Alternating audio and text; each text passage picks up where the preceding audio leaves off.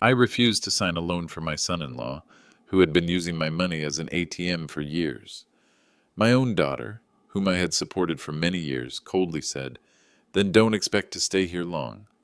I decided I couldn't take it anymore and left on my own. Later, they begged me to come back. Before we continue, please subscribe to the channel and let us know where you are listening in the comments. The dinner plates clinked against each other as I arranged them around the mahogany table. March evenings in Seattle still carried winter's bite, but our dining room felt warm. Too warm, maybe. Mark had that look again, the one where his eyes lit up like a kid on Christmas morning, fingers dancing across his tablet screen. "Alex, perfect timing." He swiveled the device toward me. Charts and graphs glowed blue against the darkened kitchen. "I've been working on something incredible." Sarah paused mid-step, a serving bowl of mashed potatoes suspended in her hands. "Show him, honey." I continued setting forks, my movements automatic after 5 years of living here. The family photos on the sideboard caught my peripheral vision. Sarah's wedding, the kids' graduations, Thanksgiving dinners. 15 years of memories, 15 years of checks written, mortgages paid, emergencies covered. "This is it, Alex." Mark's voice carried that entrepreneur's confidence I'd grown to recognize. "My IT startup. We've got the software platform ready, beta testing complete. I just need backing for the servers and office space." The tablet tilted toward me again. Numbers jumped out. $200,000 initial investment, projected returns, market analysis. My chest tightened. "I know you've always supported us," Mark continued, leaning forward. "This time it's different. This isn't a loan. It's an investment in our future, Sarah's future, the kids' future." My hand stopped moving. The last fork hovered above the final place setting. "Mark." The word came out rougher than I intended. "I've been helping financially for 15 years. Sarah's head snapped up. "Dad, this is huge for us. I'm tired of being your ATM." Silence crashed over the room like a wave. The serving bowl in Sarah's hands trembled slightly. Mark's tablet screen dimmed to black. Sarah's face transformed. Color drained from her cheeks, then flooded back in angry red patches. Her voice, when it came, carried a coldness that made the March air outside seem tropical. "Then don't expect to stay here much longer." The fork slipped from my fingers, clattering against the hardwood floor. "What did you just say?" "You heard me." Sarah set the bowl down with deliberate force. Mashed potatoes sloshed over the rim. "If you're not part of this family's success, maybe you shouldn't be part of this family at all." Mark reached for her arm. "Sarah, let's just—" "No." She shook him off. "I'm tired of tiptoeing around this. We've given him a home for 5 years. 5 years! And now when we need him, really need him, he turns his back on us." The room spun slightly. 22 months ago, after Helen died, Sarah had insisted I move in. "Family takes care of family," she'd said then. Now those same lips were telling me to leave. "Sarah, please." My voice sounded foreign, older than my 75 years. "I didn't mean—" "Save it." She turned toward the kitchen, her heels clicking against the floor like bullets. "Dinner's getting cold." I stood there, staring at the unfinished place setting. The fork lay where it had fallen, catching light from the chandelier overhead. Mark cleared his throat, muttered something about checking emails, and retreated to his office. My legs felt unsteady as I walked toward the stairs. Each step echoed in the sudden quiet. Behind me I heard Sarah moving around the kitchen, aggressively clattering dishes, making her anger known through sound. In my bedroom, I closed the door and sat on the edge of my bed.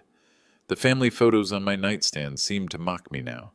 Sarah at 16, radiant in her prom dress. Sarah at 33, holding newborn Emma. Sarah last Christmas, arms wrapped around Mark, both of them grinning at the camera. When had gratitude become expectation?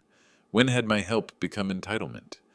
Outside my window, Seattle's skyline twinkled in the distance. Somewhere out there, other families were having dinner. Normal dinners. Dinners where love didn't come with price tags. Hours passed. The house had gone quiet except for muffled voices from downstairs. Sarah and Mark arguing, their words indistinct, but their anger crystal clear.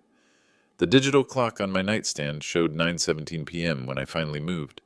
The filing cabinet in the corner had been my constant companion since Helen's death. Organization had always been my strength, a habit learned in the military and reinforced through decades of marriage. Every receipt, Every check stub, every bank statement, all carefully categorized and stored. I pulled the bottom drawer open. The metal runners protested with a tired screech. Financial records, Sarah and Mark. Read the tab on the thickest folder. My handwriting, precise and methodical. Inside, papers rustled as I spread them across my desk.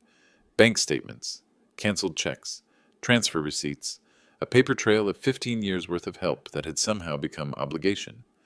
The wedding came first. June 2009. The receipt from the venue, the caterer, the photographer. My signature on the bottom line, $50,000. For our princess, I'd told Helen then. She deserves a fairy tale. The calculator on my desk came to life with a soft beep. Numbers began accumulating. Monthly mortgage payments, $4,200. Multiplied by 12 months, by 5 years since they bought the house. My pen scratched across notepad paper. $252,000. Car payments for Sarah's SUV, Mark's sedan when his old one died, insurance premiums when their credit couldn't secure decent rates. Each check photographed with my phone before mailing, a habit Helen had taught me. Always keep records, Alex. The numbers grew. Emma's college tuition, $15,000 last semester alone. John's technical school, another $8,000. Christmas gifts, birthday celebrations, emergency repairs when their hot water heater flooded the basement, medical bills when Mark's startup health insurance lapsed, vacation funds for their anniversary trip to Hawaii, Sarah's root canal surgery that couldn't wait for their dental coverage to kick in. My fingers moved across the calculator keys like a pianist playing a funeral march. Each entry brought the total higher, $300,000, $350,000, $400,000. The phone on my nightstand seemed to watch as I reached for it. Wells Fargo's 24-hour customer service line answered on the second ring. "This is Alex Miller, account number—" I recited the digits I'd memorized decades ago. "I need to cancel automatic transfers to account ending in 4739. "I'll be happy to help with that, Mr. Miller. May I ask the reason for canceling these transfers?" My reflection stared back from the darkened window. Gray hair, tired eyes, but something new in the set of my jaw. "I'm tired of being taken for granted." "Sir, cancel the transfers." 20 minutes later, I hung up the phone and returned to my calculations. The final tally made my breath catch. $487,000. Nearly $500,000 over 15 years. Helen's life insurance money, my military pension, our savings from 40 years of careful living, all of it flowing to a daughter who thought I owed her more. The power of attorney documents lay at the bottom of the folder. Sarah's name in neat legal print, giving her access to my accounts for convenience and emergency purposes. My signature from 3 years ago, when recovering from knee surgery, made bank visits difficult. I fed the papers through my desk shredder, watching legal authority transform into confetti strips. For the first time in hours, I smiled. Tomorrow would bring changes. Tonight, though, I'd sleep better than I had in months. My laptop screen glowed to life. Seattle apartment rentals, downtown high-rises with city views, quiet neighborhoods near bus lines, one-bedroom places where the only family obligations would be to myself. The house around me creaked and settled, but I barely heard it. I was already planning my escape. Friday morning sunlight streamed through the windows of the downtown Seattle apartment, casting geometric shadows across hardwood floors. Kate Anderson, the realtor, gestured toward the kitchen with professional enthusiasm. "Perfect for one person, Mr. Miller. Walking distance to Pike Place Market, bus routes to everywhere you'd want to go." I nodded, barely listening to her practice pitch. The space felt right. Clean. Quiet. Mine. "The park across the street has benches where residents like to read." She pointed through the living room window. "Very peaceful after years of chaos." "I'll take it." Kate paused mid-sentence, her smile faltering slightly. "Don't you want to see the bedroom? The bathroom? We haven't discussed lease terms or—" "I need peace more than square footage." I pulled out my checkbook. "First month's rent and security deposit?" 2 hours later, I sat in my truck outside the Bellevue house. Sarah's car was gone. Her Friday shift at the CAF wouldn't end until 3. Mark's sedan was missing too, probably at his co-working space, chasing another big idea. The house key felt heavier than usual as I unlocked the front door. Moving through rooms I'd called home for 5 years, I made swift decisions. The photo albums from my marriage, mine. My military service medals from the bedroom dresser, mine. The leather recliner Helen had bought me for my 70th birthday. Theirs. They'd grown accustomed to its presence. The piano in the living room had been Helen's pride. Sarah had claimed it after the funeral, said it would be perfect for when Emma brought her kids around someday. Let her keep those dreams. Box Max moving service arrived at noon with 3 workers and a truck that barely fit in the driveway. The crew leader, a young man with gentle eyes, approached carefully. "Mr. Miller, we have you down for a 1-bedroom move, senior discount applied." "That's right." I handed him a handwritten list. "Everything marked with blue tape goes. Everything else stays." "What about the piano, sir? It's a beautiful piece." I watched through the window as they loaded my desk, my books, my carefully packed memories. "Leave it. It belongs to someone else now." The hardest part was Helen's jewelry box. Sarah had insisted I keep it, said maybe someday I'd want to give pieces to Emma, or future granddaughters-in-law. But those conversations would happen on my terms now, if they happened at all. The envelope I left on the kitchen table was plain white, no icaracion. Inside, a single sheet of paper with 2 paragraphs. "Sarah and Mark, I've moved out. The keys are on the counter. You'll find I've canceled my financial support. You wanted independence from my expectations. I'm giving you independence from my assistance. Don't contact me until you're ready to apologize. My new address will remain private until then. Alex." My phone rang as I was signing paperwork in my new apartment. Sarah's name on the caller ID. "Dad? Dad, what is this? Your stuff is gone. There's a note." I moved out. "You can't just leave. This is your home." Mark's voice joined the call through speakerphone. "Alex, we can work this out. The startup thing, we can find other investors. You told me not to expect to stay much longer." My voice stayed level, calm. "I took your advice. I was angry. I didn't mean, don't come looking for me. Don't call again until you're ready to have a real conversation about respect." I ended the call and powered off the phone. Through my new apartment window, Seattle's evening lights began twinkling on. Tomorrow I'd explore my neighborhood, find a good coffee shop, maybe visit the library. Tonight, though, I'd order pizza and eat it at my own pace, in my own space, with no one expecting anything from me except the tips for delivery. The revolving doors of First National Bank spun me into a world of marble floors and hushed conversations. Monday morning in downtown Seattle carried the weight of serious business, and I felt ready for it. My appointment with James Clark was scheduled for 9:30, but I'd arrived early. Preparation had become my new religion. "Mr. Miller?" James stood from behind his mahogany desk, extending a firm handshake. 20 years younger than me, probably, but his gray suit commanded respect. "I have your account information pulled up." We settled into his office overlooking Pike Street. Through floor-to-ceiling windows, I watched commuters hurrying to their responsibilities while I prepared to shed mine. "You want to cancel the automatic transfer of $4,200 monthly?"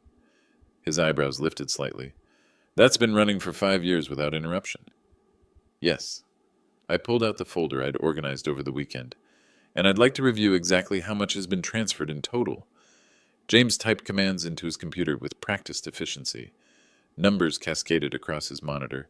His expression grew more serious as the tally climbed. "Jesus," he caught himself. "Excuse me. The total is $487,000 over 15 years.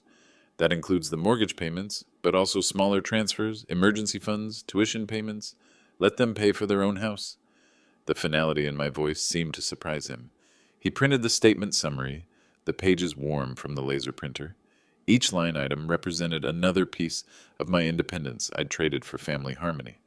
By noon, I was sitting across from Robert Fisher in his law office 3 blocks away. His secretary had squeezed me in after I mentioned asset protection and estate planning in the same breath. Lawyers appreciated urgency when it came with billable hours. "Asset protection at your age is wise."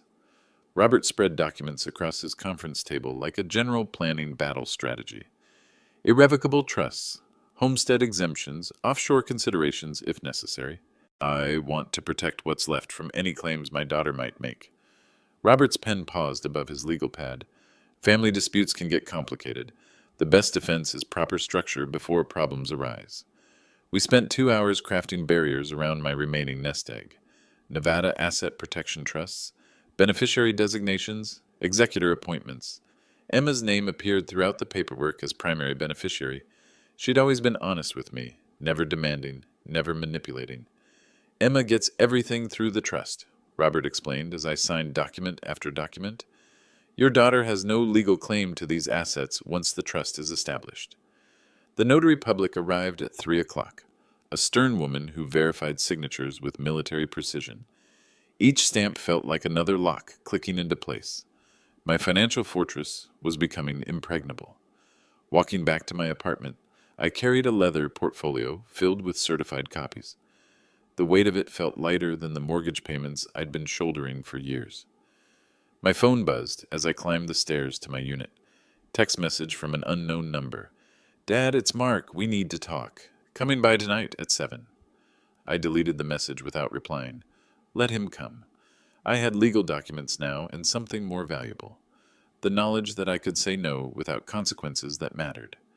The afternoon sun slanted through my living room windows as I filed the trust papers in my new cabinet. Everything organized, everything protected, everything finally mine to control. My doorbell would ring soon enough.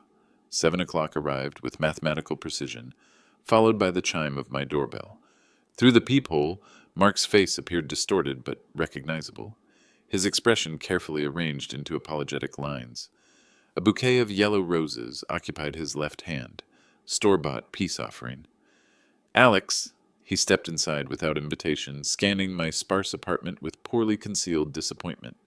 Nice place, very minimalist. I accepted the flowers with neutral politeness, setting them on the kitchen counter without seeking a vase. Sarah sent you?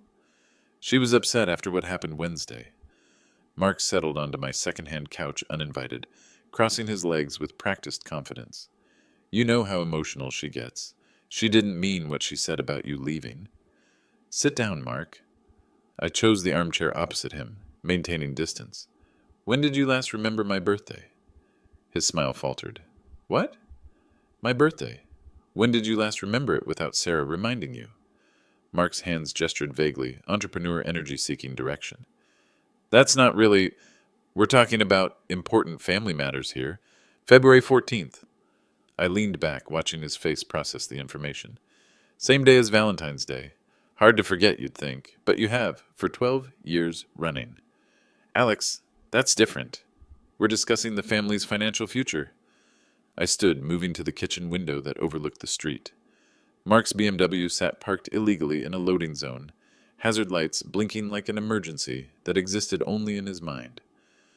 Hospital visit last spring, I kept my voice conversational. Knee replacement surgery. 3 days in recovery. I was busy with the quarterly reports. Sarah came once, brought flowers from the gift shop downstairs. You sent a card.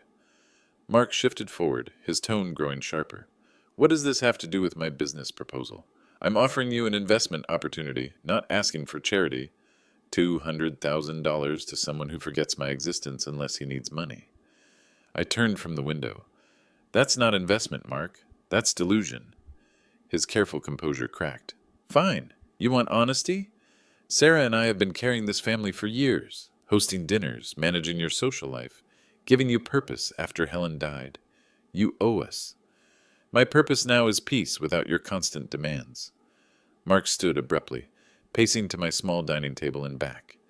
You can't just abandon us. We have plans, commitments, people depending on us. Find another ATM. You'll regret this. His voice rose to a level that probably violated my lease agreement. When this opportunity passes you by, when you're sitting here alone while we're successful, I'm already sitting here alone. The difference is I chose it. Mark grabbed his jacket from the couch arm, his movements sharp with frustration. This isn't over, Alex. Family doesn't just disappear because you're having some kind of senior moment. He slammed my door hard enough to rattle the frame. Through my window, I watched him storm toward his BMW, yanking his phone from his pocket before he reached the driver's door. The roses he'd brought sat abandoned on my counter, still wrapped in plastic from whatever grocery store he'd chosen for maximum convenience and minimum thought. I was disposing of them in my trash can when headlights swept across my window. A silver sedan pulled up behind Mark's departed BMW, Sarah's car. She sat behind the wheel for several minutes, phone pressed to her ear, probably receiving Mark's debriefing on his failed mission. Tomorrow would bring her attempt. Tonight, though, I'd heat up leftover pizza and watch the news in peace. Friday afternoon brought Sarah to my doorstep with theatrical precision. I'd been expecting her visit since Tuesday night. When she'd driven past my building twice in reconnaissance missions, I'd observed from my kitchen window. Dad? She stood outside my door holding a white pastry box, her smile bright as stage lighting. I brought your favorite apple pie from Morrison's Bakery. The scent of cinnamon and false nostalgia followed her into my apartment. She'd dressed carefully. Soft blue sweater, minimal makeup, the outfit she wore when seeking sympathy rather than commanding attention.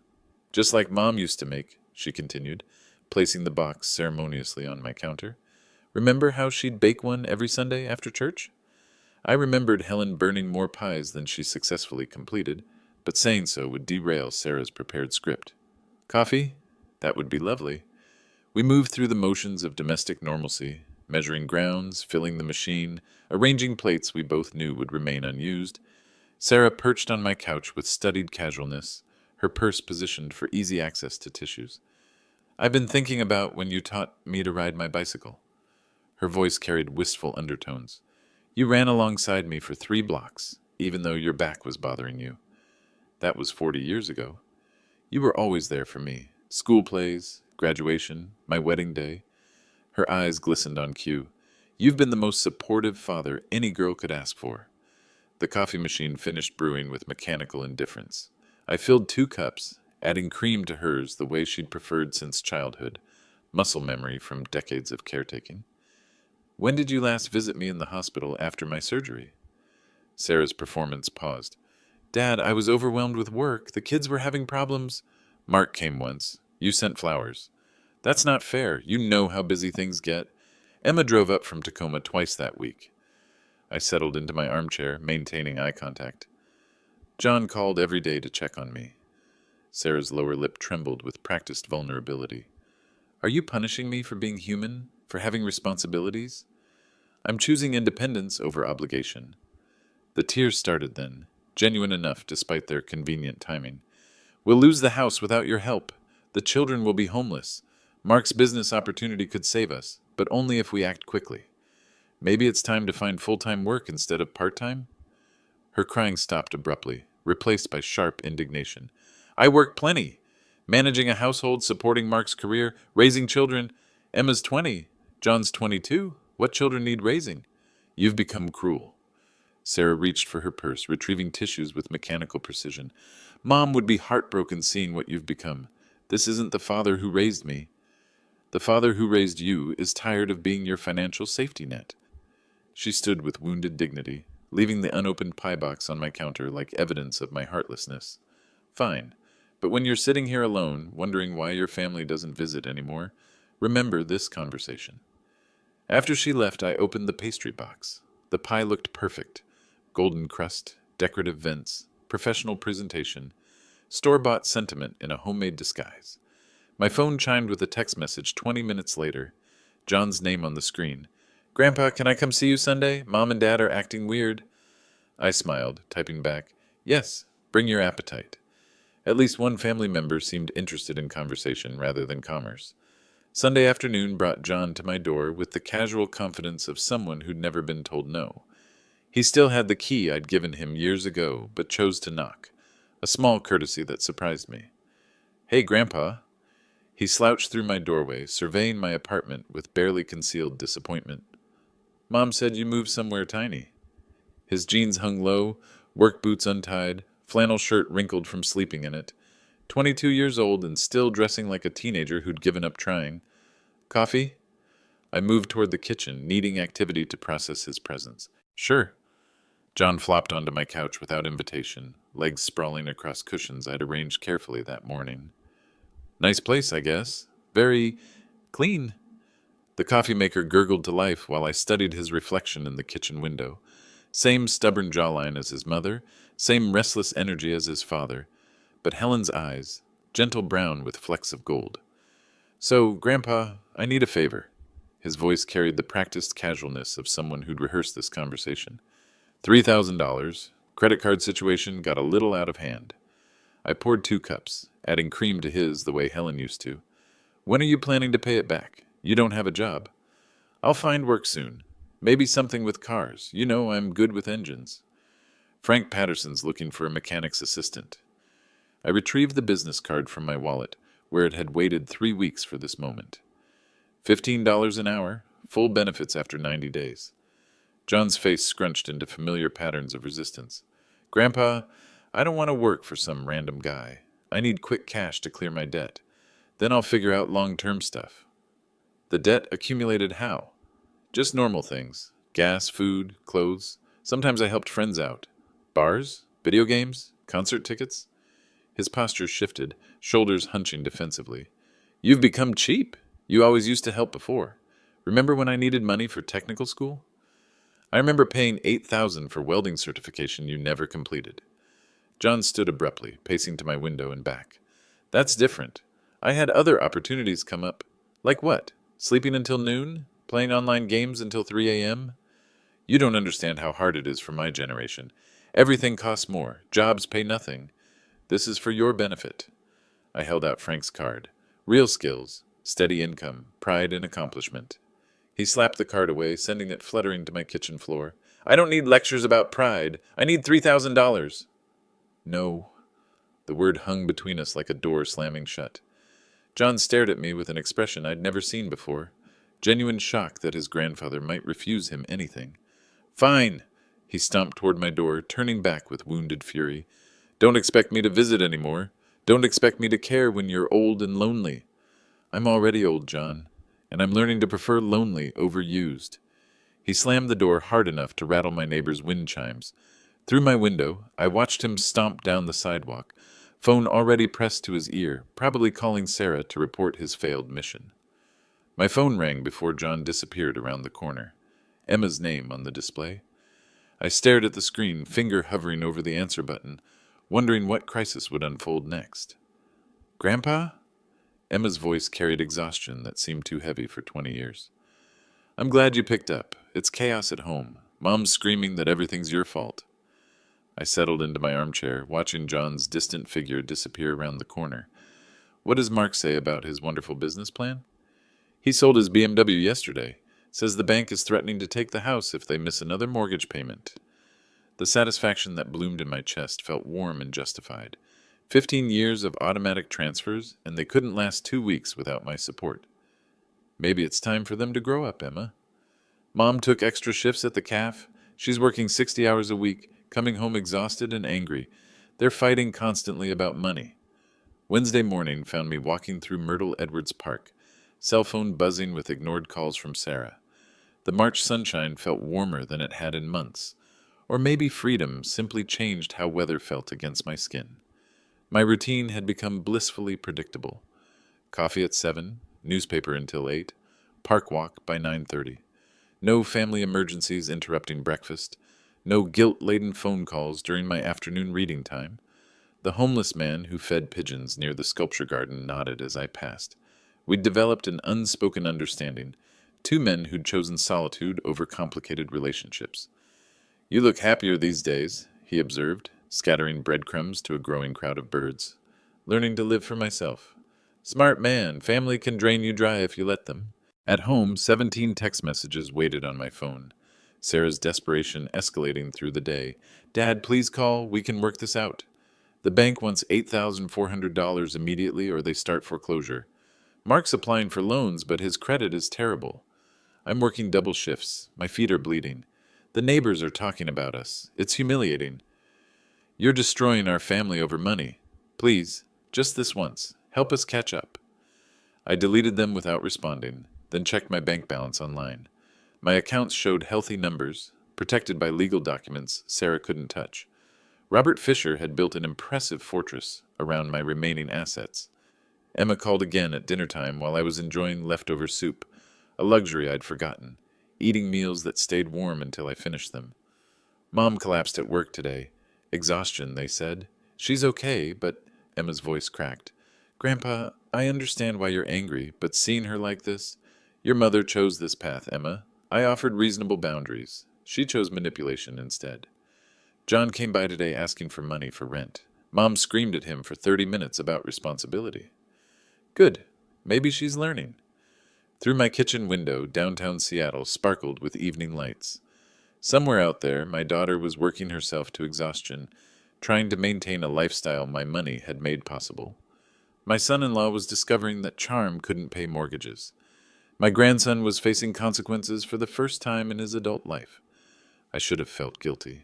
Instead, I felt liberated. My evening routine continued undisturbed. News at 7, reading until 9, early bedtime without family drama keeping me awake. The apartment that Sarah had called tiny felt perfectly sized for a man who'd spent 5 years accommodating other people's needs in every decision. Around 10 p.m., movement outside caught my attention. Through my living room window, I could see figures gathering near the building entrance. Mark's silhouette was unmistakable, gesturing emphatically to a group of people I couldn't identify in the streetlight shadows. They seemed to be organizing themselves, preparing for something. The way they moved suggested planning, coordination, purpose. I turned off my lights and watched from the darkness, counting heads. 5 people, maybe 6. More than just Mark and Sarah this time. The group approached my building with military precision. Mark in the lead, followed by Sarah, John, and 2 older figures I recognized as Mark's parents, Thomas and Linda Brown. Emma trailed behind them, her reluctance visible even from my 4th-floor window. I'd met the Browns maybe 6 times in 15 years. Thomas, a retired factory worker who believed hard work solved everything except his son's chronic irresponsibility. Linda, whose manipulative skills had clearly been inherited by her offspring. They disappeared into my building's lobby. 60 seconds later, aggressive knocking rattled my door. "Alex, open up! We need to talk!" Thomas's voice carried the authority of someone accustomed to being obeyed. I peered through my peephole at 6 faces, arranged in what looked like an intervention formation. Mark held flowers, again. Sarah clutched tissues. John sulked near the back. The Browns flanked them like backup singers in a very uncomfortable musical. "Alex, you're destroying our family!" Thomas pounded again when I didn't respond. "Mark is a good man trying to build something." I opened the door but maintained position in the threshold, controlling access to my space. "Your son used me as an ATM for 15 years. "Family duty," Linda pushed forward, her voice shrill with practiced indignation. "You should be helping young people get established." I helped establish a pattern of dependency. I'm correcting that now. The hallway felt cramped with 6 adults crowding my doorway. Mark gestured toward my apartment with his free hand. "Can we come in? This is too important for hallway conversations." "No." Sarah stepped closer, mascara already smudged from strategic tears. "Dad, I know you're upset, but this has gone too far. We could lose everything." "Then maybe you should have thought about that before telling me not to expect to stay much longer." I was angry. I didn't mean... You meant it." I looked at each face in turn. "You all meant it. I was convenient when you needed money, disposable when you didn't." Thomas's face reddened with righteous anger. "You're being selfish. At your age, you should be thinking about legacy, about helping the next generation." "My legacy will be teaching responsibility instead of enabling failure." John finally spoke from the back of the group. "Grandpa, you're being mean. You never used to be like this." "Leave Grandpa alone. You never cared about him." Emma's voice cut through the adult arguments with surprising strength. "When did any of you visit him in the hospital? When did you remember his birthday without being reminded?" Linda turned on Emma with vicious sweetness. "Young lady, adults are talking. You don't understand the complexities. I understand that you're all bullying an old man because he won't give you money anymore." The hallway erupted in overlapping voices, Mark demanding respect for his parents, Sarah sobbing about homelessness, Thomas lecturing about family obligations, Linda guilt-tripping about ungrateful children, John whining about fairness. Only Emma remained quiet, standing slightly apart from the others, watching me with eyes that held more wisdom than her years should have allowed. "Enough!" My voice cut through their chaos like a blade. "I gave Sarah and Mark $487,000 over 15 years. Weddings, mortgages, emergencies, opportunities. In return, I got forgotten birthdays, ignored hospital stays, and demands for more." "That's what family does," Thomas sputtered. "You help each other." "Help flows both directions. This was exploitation." I stepped back into my apartment, hand on the door. "Don't contact me again until you're ready to apologize. Emma, you're always welcome. The rest of you, Learn to solve your own problems. The door closed with decisive finality. Through the wood, I could hear continued arguing. Mark's parents berating Sarah, Sarah crying, John complaining, Emma defending me against multiple adult voices. I walked to my kitchen window and waited. 20 minutes later, they emerged onto the sidewalk below, still arguing amongst themselves. Emma broke away from the group, looking up at my building. Even from 4 floors up, I could see her wave. The others climbed into Thomas's old pickup truck and drove away. Emma stood alone on the sidewalk for another minute before walking toward the bus stop. My apartment felt peaceful again. The silence was no longer empty. It was chosen. We're creating an irrevocable trust with your granddaughter as sole beneficiary, Robert Fisher explained, spreading documents across his mahogany conference table. April sunshine streamed through his downtown office windows, illuminating legal protections I should have established decades ago. Nevada Asset Protection Trust provides additional creditor shielding, he continued, pointing to specific clauses. Even if your daughter attempts legal action, these assets remain untouchable. I signed each document with steady hands. The months since March had taught me the value of permanent barriers against manipulation. No more power of attorney arrangements, no more family emergency access to my accounts. International diversification for your pension? Robert suggested. Cayman Islands banking offers legitimate privacy protection. By noon, I'd built financial walls higher than any guilt trip could scale. The wire transfers to offshore accounts felt like insurance policies against future emotional blackmail. House hunting with Kate Anderson resumed that afternoon. We drove through Kirkland neighborhoods where silence cost more than downtown chaos. The cottage on Lake Washington spoke to me immediately. 2 bedrooms, wide deck overlooking water, garden space for the vegetables Helen had always wanted to grow. Previous owner was also a veteran, Kate mentioned as we walked the property. Left it to his daughter, but she lives in California. Wants quick sale to someone who'll appreciate it. I made an offer that afternoon. Full asking price, cash down, no inspection contingencies.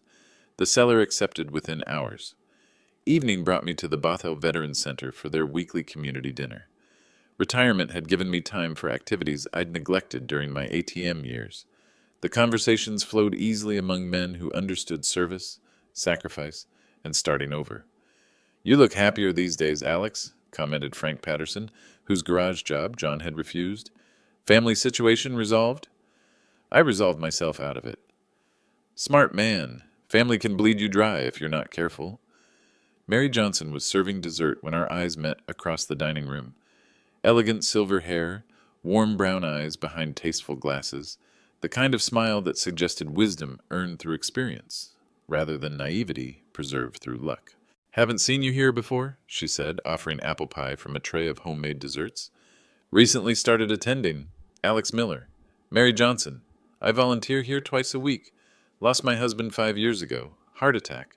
Teaching kept me busy, but retirement needs structure. We talked until the janitor started stacking chairs. Mary had taught 4th grade for 37 years, raised 2 children who lived responsibly across the country, maintained her own home through competent independence rather than family dependence. Perhaps we could continue this conversation over coffee sometime, I asked as she gathered serving platters. I'd like that very much. The cottage purchase finalized within 3 weeks. I moved from downtown apartment to lakeside sanctuary with the efficiency of someone who'd learned to travel light. The deck became my morning coffee destination, Lake Washington, my evening meditation. Mary visited the second Saturday after I'd settled in, bringing homemade cookies and genuine interest in my new space. We sat on the deck watching sailboats navigate the lake while discussing books, travel dreams, and the relief of building life around choice rather than obligation. Independence at our age feels revolutionary, she observed, accepting a second cup of coffee. I spent 15 years forgetting what it felt like. The phone rang as sunset painted the lake in copper tones. Emma's name on the display brought my first moment of family-related tension in weeks. Grandpa, you're not going to believe what's happened. Emma's voice carried exhaustion mixed with vindication as Mary and I prepared salmon on the cottage deck. August evening light danced across Lake Washington, turning our barbecue into a golden hour celebration of simple pleasures. Tell me, I said. settling into the deck chair that had become my preferred spot for family phone calls. Mom and Dad are divorcing. She filed papers last week. Says she finally realized Dad's business ideas were always fantasies. Mary raised an eyebrow, but continued seasoning vegetables with the quiet competence I'd grown to appreciate over our 4 months together. She understood family complexity without needing detailed explanations. I'm sorry to hear about the divorce, Emma, but everyone must face consequences of their decisions. Mom's working 70 hours a week between 2 jobs. Dad moved back in with Grandma Linda. His startup completely collapsed. Turns out he was terrible with money management. The irony wasn't lost on me. Mark, who demanded my investment in his business acumen, couldn't manage the finances he already had. Sarah, who'd threatened to kick me out for refusing support, was discovering what real financial independence required. John called me yesterday, Emma continued. He wanted your phone number. I tensed slightly. What did he say? He's been working at Frank's garage for 2 months, making steady money, learning real skills. Says he wants to apologize and thank you. Mary smiled at this news, squeezing my shoulder gently. She'd heard the story of John's angry departure and understood the tough love philosophy behind my refusal to enable him. The phone rang again 20 minutes later. John's name appeared on the display. Grandpa, I hope you don't hang up. I'm listening. I wanted to say thank you, and I'm sorry for calling you mean. His voice carried a maturity I hadn't heard before. Frank's been teaching me engine rebuilds. I'm earning enough to get my own apartment next month. That's excellent news, John. I understand now why you wouldn't give me the money. I would have wasted it and learned nothing. Frank says I have natural talent, but talent needs work ethic. After the call ended, Mary and I sat watching the lake while Salmon finished cooking. A blue heron stood motionless at the water's edge, demonstrating the patience I'd finally learned myself. You saved that boy from becoming like his father, Mary observed. Tough love is still love. We'd been planning a September trip to Yosemite, my first vacation in 5 years that wouldn't be interrupted by family emergencies. Mary had mapped hiking trails appropriate for our ages, researched lodge accommodations, arranged for her neighbor to water plants. The anticipation felt foreign and wonderful. Sarah texted me again today, I mentioned as we moved food inside, asking if we could talk. Are you ready for that conversation? I'm ready to maintain my boundaries regardless of what she says. Mary's kitchen skills complemented my grilling abilities. We'd fallen into domestic routines that felt natural rather than obligatory. She maintained her own home 3 miles away but stayed over frequently, contributing groceries, cooking expertise, and the kind of companionship that enhanced solitude rather than demanding it. The Veterans Center had become our regular Thursday evening activity. Mary's teaching background helped her connect with younger veterans struggling with civilian transitions, while my experience provided perspective on long-term adjustment strategies. You know, Mary said as we cleaned dishes together, I never thought I'd find partnership again at my age. Neither did I, especially not after learning how one-sided my family relationships had become. Through the kitchen window, I could see headlights turning into my driveway. The car looked familiar, Sarah's silver sedan, the one I'd helped her purchase 3 years ago. Speaking of family relationships, Mary said quietly, following my gaze. Thanksgiving morning found Mary and me preparing dinner for our chosen family. Emma arriving from Tacoma at 2, John bringing homemade rolls from his new apartment at 3. The cottage kitchen smelled of turkey, stuffing, and the kind of contentment that comes from relationships based on mutual respect, rather than financial obligation. Emma texted that she's bringing pumpkin pie, Mary announced, checking the turkey's progress with the competence of someone who'd orchestrated holiday meals for decades. John's excited to show us pictures of his apartment, I replied, setting the dining table with my grandmother's china, pieces that had survived wars, moves, and family upheavals, to find purpose in celebration rather than obligation. The doorbell interrupted our preparations with aggressive urgency. Through the peephole, Sarah's face appeared drawn, desperate. Aged beyond her 48 years, she wore clothes I recognized from 2 years ago, carried herself with the defeated posture of someone who'd run out of options. Dad, please open the door. I need to talk to you.